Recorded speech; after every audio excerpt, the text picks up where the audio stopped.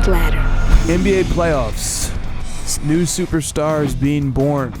The playoff field continues to narrow week after week, and now that Denver has been eliminated, only 7 teams remain.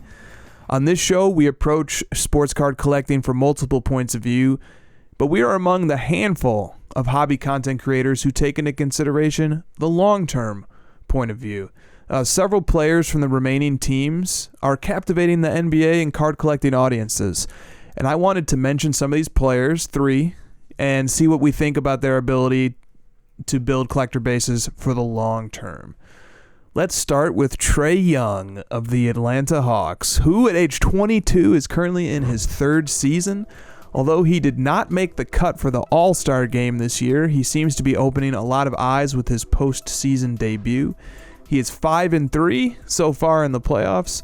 In 37 minutes per game, he is averaging 29 points and 10 assists on 45, 34, 92 splits, and his player efficiency rating is 24.6. Josh, do you see potential for a long-term collector base developing around Trae Young? I'm sure everyone's just like dying to hear my response on this. It's a long history between myself and Trae. I actually do, though.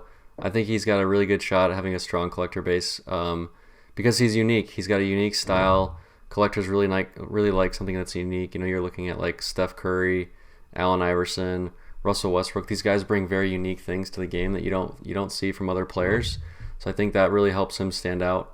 He's an electric player. He's very exciting, great passer, decent shooter. You know, I think maybe not as good of a shooter as a lot of people like to think, but he's a good shooter, and and this whole like villain thing that he has going right now, I think could help him in the long run.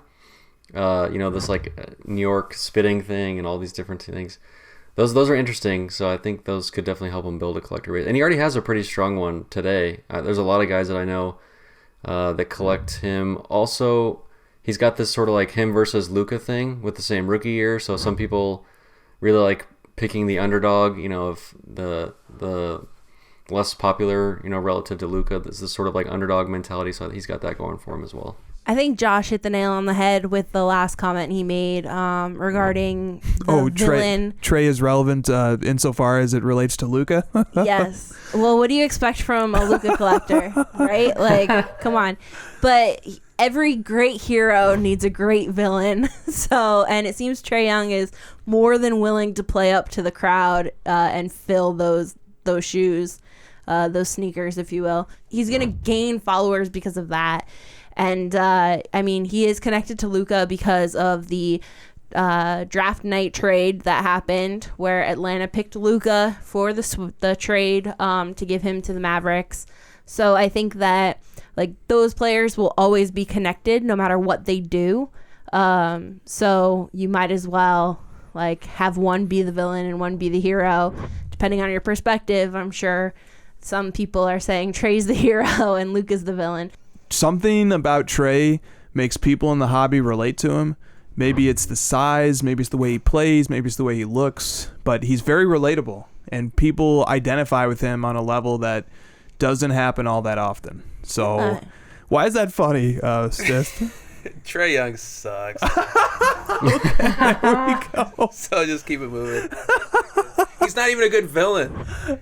He's horrible. Next guy. All right, we've worn out the Trae. He's like the Penguin or like something like something that he's not even like a Bane or like we were being so Joker. Nice to Trae. Hey, I was trying not to laugh, and then you had to call it out. Okay, all right, let's go.